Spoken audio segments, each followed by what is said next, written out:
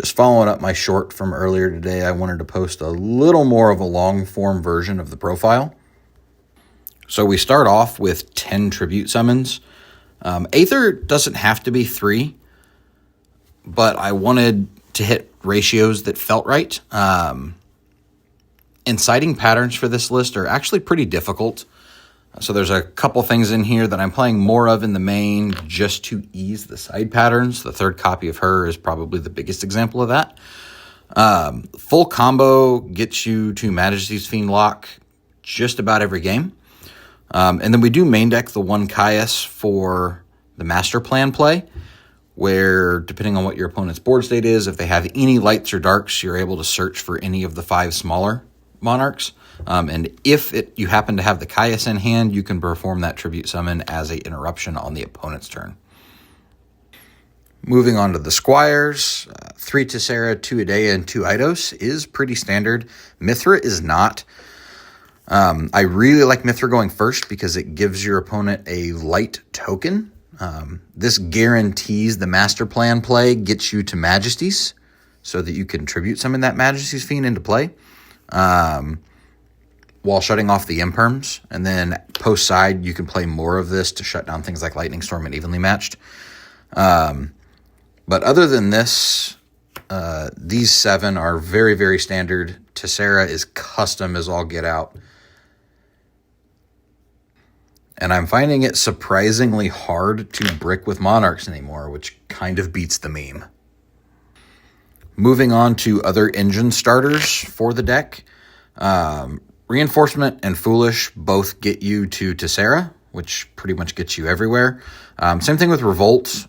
This is effectively Pantheism for monsters. You get to add 1 at random to hand and dump 2 more to grave. This also banishes from grave to summon a Squire, which is nice. And then Master Plan replaces the older builds running Foolish Burial of Goods to dump the Prime Monarch, or potentially a Pantheism, if that's what you absolutely need. But for starting off, you're always going to be dumping Prime so that you can banish the Master Plan, summon Prime, and then trigger Master Plan to search for one of the 5 small monarchs based off what your opponent's board state is. To wrap up the rest of the Monarch engine spells, you've got the 3 Tenacity to search everything, Pantheism obviously to draw and search. You're playing 4 domains. The Terraforming does get cited out quite a bit. All the way down to the 1 Erupt, which is searchable off of the Monarch Eidos for full combo, completing the lock and backing up your Majesty's Fiend so that you don't auto lose to an Imperm on an otherwise weak board that's only got the domain. Finally, we're playing Called By and Talents. Hand traps hurt really bad, particularly Droll, but a well-timed Ash or Valor can really stop you from getting where you need to.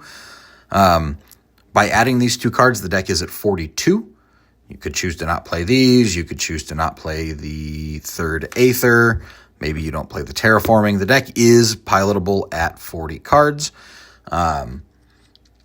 But I wanted to break apart some of the clumping a little bit and give me some insurance policies against hand traps. Pretty much every hand I open Called By feels like a winning hand. Post side going first, you just try to guarantee Majesties as best as you can by siding into more copies as well as more Mithras to protect from the opposing sideboard. This deck does play pretty linear, so just time the point in the combo where you summon the Majesty's Fiend to protect yourself from getting nibbed, and try to ensure that you've resolved as many other of those effects as possible, because the one biggest problem that Monarch has now is that when you get to your Floodgate monster, you're actually stopping yourself as much as you are your opponent, where in the past, the Floodgate monsters didn't hurt Monarch much, if at all. Now they do, and then that's also why we don't play Vanity's Fiend anymore. It doesn't have Monarch stats, and you can't afford that brick for something that's stopping you from comboing off. And then for siding going second, you have options depending on what you're playing against, what type of boards they're putting up, on how you want to crack them.